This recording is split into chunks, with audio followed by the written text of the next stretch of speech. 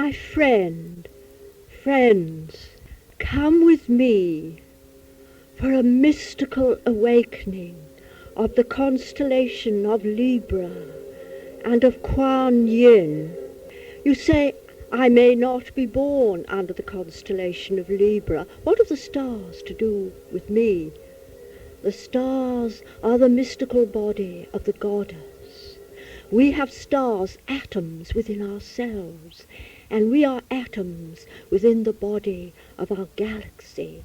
And the ancients taught us of the wonder of the stars, taking our own humble names. A lady, a bright being from the stars, would come to a simple person and point to an area of the sky where certain radiations came and would say, what do you call that? We call it the scales, ma'am. It looks like scales. And the lady would pause and go into a contemplation and then say, my friend, get your family and the elders of the village together, and I will tell them about the meaning of the scales and of balance between violence and gentleness, love and truth. And so were the mysteries brought forth to our ancestors who could not read, but to whom the picture book of the sky was a revelation. I want you to relax completely, because you are going to come with me to my time and place. You are in your time and place, yes, but do it in dual consciousness. Don't go into deep, total trance. That's it. Now, you could turn this off for a bit while you get a glass of water. I want you to drink it afterwards, and don't rush into traffic when you've finished this mystical awakening, because it may make you feel rather dreamy. I am Olivia Robertson, and I shall be your guide. Rise now gently from your own body while still retaining some earthly awareness, and come into the sky. How strange! The sky looks different now, because you're entering my time, which is your past, and you are in my future. I'm in my space, and you are now coming into it as well. Rise now above two little islands in the northern hemisphere. There is a green island. This is Ireland. In the southeastern corner there is a wooded valley between two streams of perfect balance. One is the Slaney, Shlante, river of healing.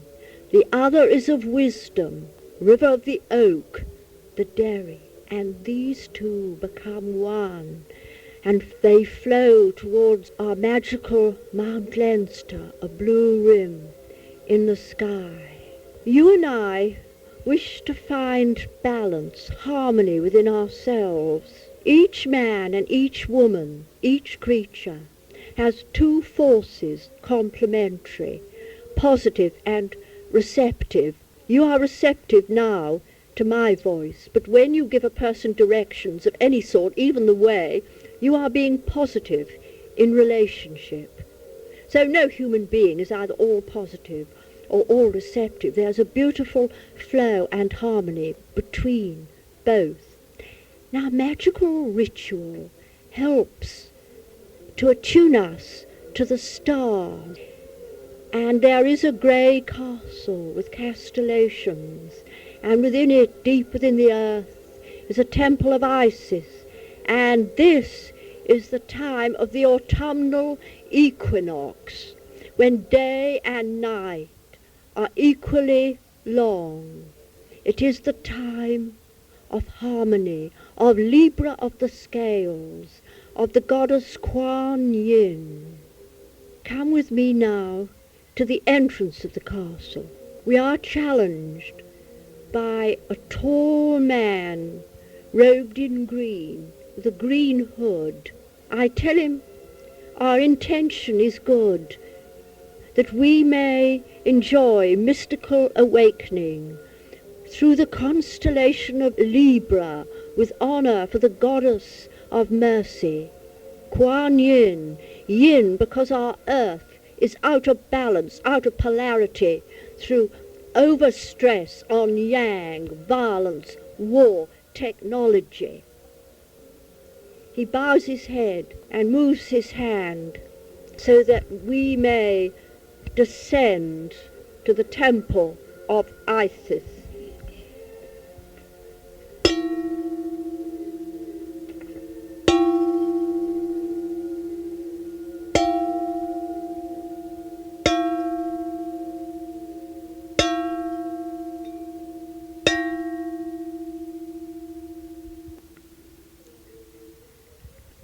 We hear a bell from the depths of the earth, and we descend long granite steps that wind. We don't know where we are. It's the most winding castle. We have passed through panelled walls with suits of armour and gracious ladies in beautiful dresses, yin and yang indeed. And now we come upon a conclave of people assembled round a holy well. The well is within the castle. We see a beautiful priestess in green robes and a bronze circlet, on one knee holding a pitcher of water, and she draws water from the well. Another priestess stands by, and the first priestess pours water into a silver bowl. You anoint yourself now with water from your glass on the brow and feel slight tingling, the awakening of the third eye. All the company are so anointed. Then a dignified priest stands forth, wearing the headdress of ancient Egypt, the priest Hierophant, Lawrence Sturgeon Robertson. And he lifts up his crook, and we hear him invoke the goddess Kwan Yin. The procession gently now moves away out of the chapel of the well, having gazed into a crystal in the inner holy of holies, where there is a picture of Kwan Yin. They move now towards a row of columns, and they pass a chapel of the mothers, and again offer respect to the mother goddess of us all. We watch as they light candles in honour of the eternal light of Vesta. You now imagine yourself lighting a candle to help someone who lacks inner harmony, balance. Those who are psychic see coloured lights now coming from the hands of those who offer the taper and the flame.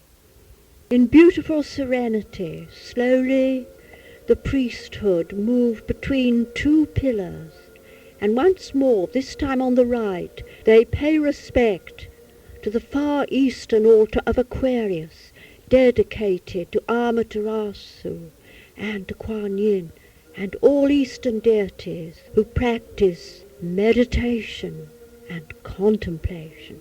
We now reach the high altar with a statue of the goddess of 10,000 names, among which is Kwan Yin. It is draped with orange, and there are 7 green candles upon it.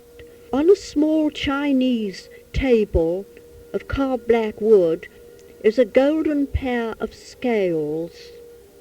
On the right pan is a white feather, and on the left a beautiful red rose from the late autumn garden of the castle. Upon the altar is a silver vessel of water from the well, burning incense, and the Yin Yang symbol, and there's a rolled scroll of the star map of Libra. We notice now the priesthood in the chancel forming a semicircle, and we see that the priestesses are wearing gold and silver circlets with 7-pointed star insignia and yellow and blue robes. The priests are wearing orange headdresses and violet robes. And we wonder why, and then we realize that blue and yellow make the harmony of green, and crimson and blue make violet in the spectrum. So the eternal trinity, yellow, blue and red, produce orange of harmony and violet and green.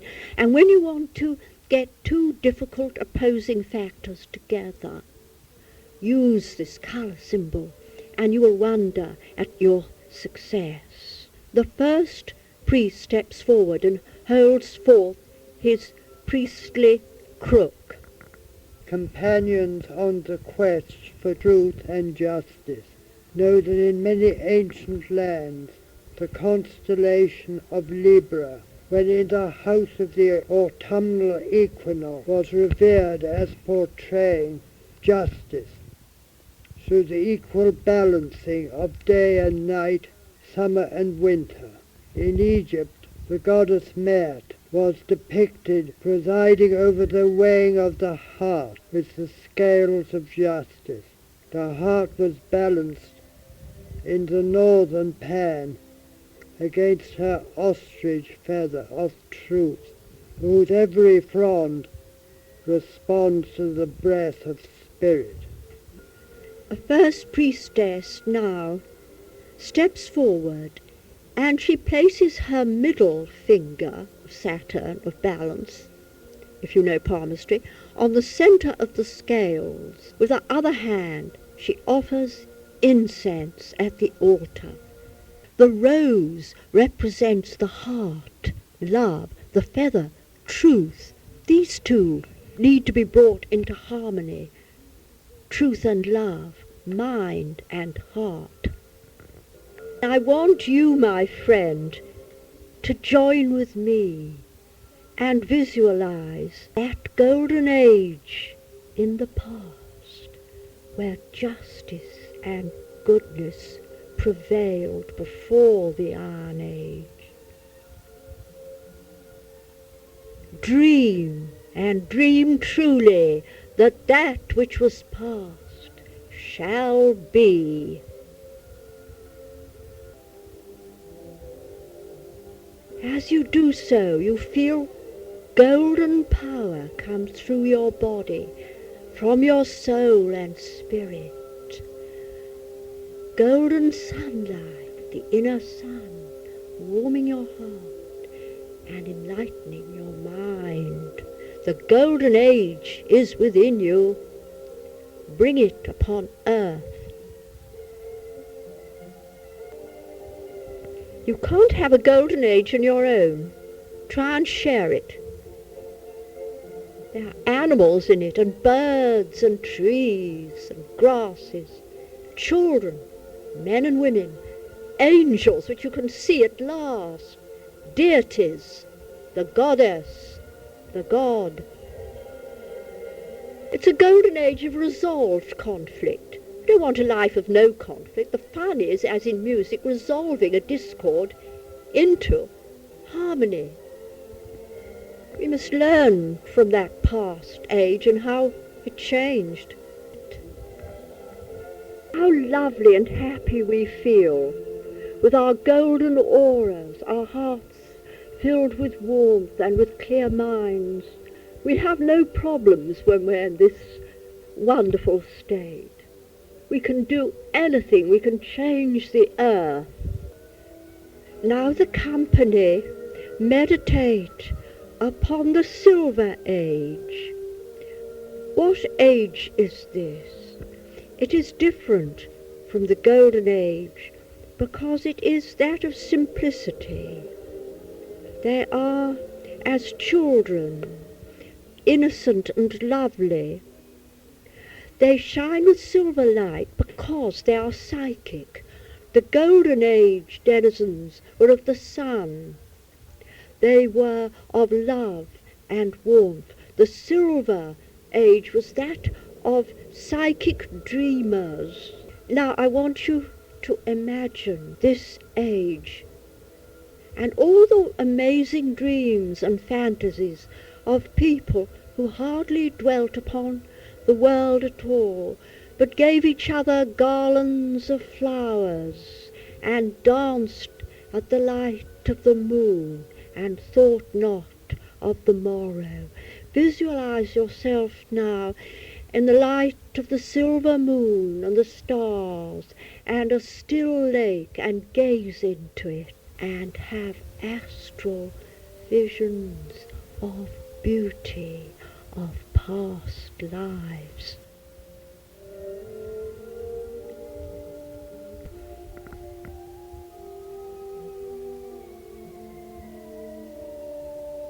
There's no evil here, but there's not much endeavour. There's no hard work, no struggle, no temptation. There's no progress, not much progress in this astral world. But how lovely it is a part of our dream selves.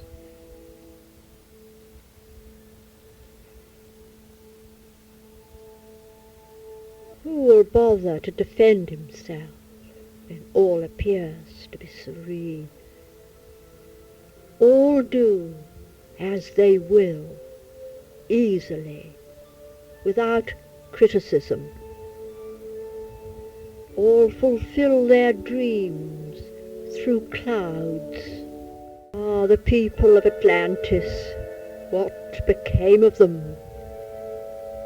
Know that they waxed degenerate, with no work, no struggle, no temptation. There was no honour, no nobility. It is the god who rules.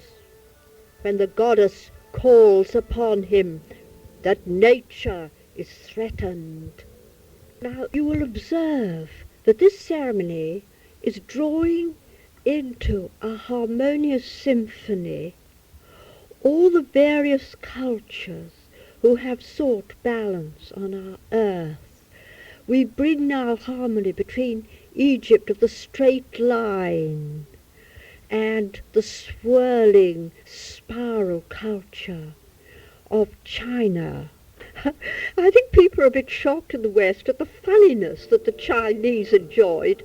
I don't think the Egyptians went in for being particularly funny in religion.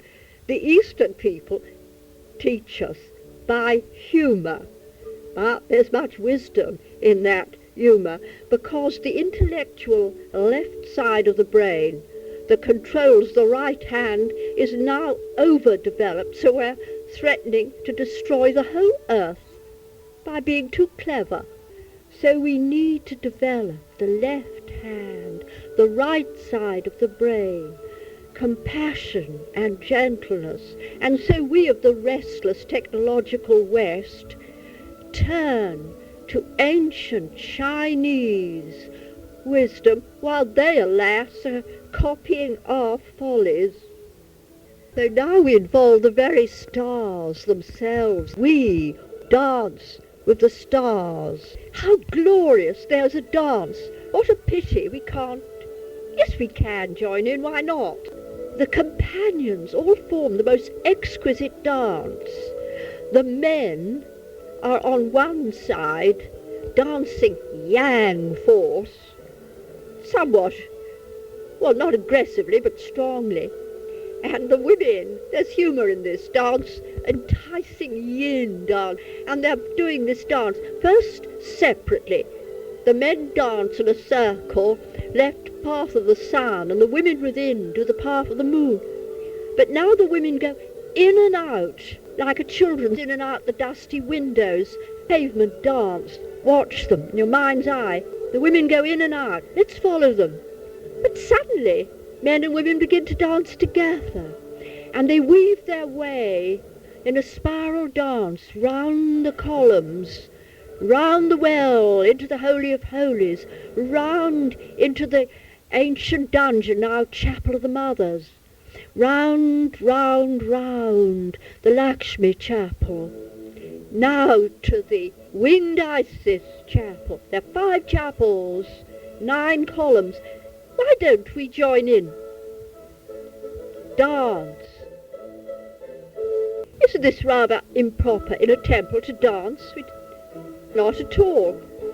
We are blending harmonious rays and energies. Watch now. Feel the colours, the rays, blending of Egypt, of China, of Rome, of Greece, of your own country, all blending.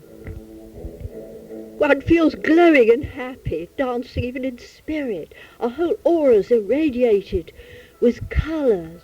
You want to have differences, red, green, blue, all the colours, different sounds, and they're now in harmony. But there's a greater harmony of sound. You should perhaps feel some power. When you make sound mantra, ice-cold power may be felt in your head and hot power in your heart. These should be circulated up your spine and through your whole body. Don't develop one psychic centre, the third eye or your heart. Get them all working through your spine in perfect balance. You may see rose and pale green. Feel now this harmony within yourself. Yin Yang, Yang Yin. All now send forth rays of harmony throughout the world to all peoples, all existences. Now we begin to feel a little disassociated. The gong calls you back to your own time and place. I come with you now only as a voice. We send you loving blessings, the fellowship of Isis, Clonigall Castle, Enniscorthy, South Ireland, Ave et Vale.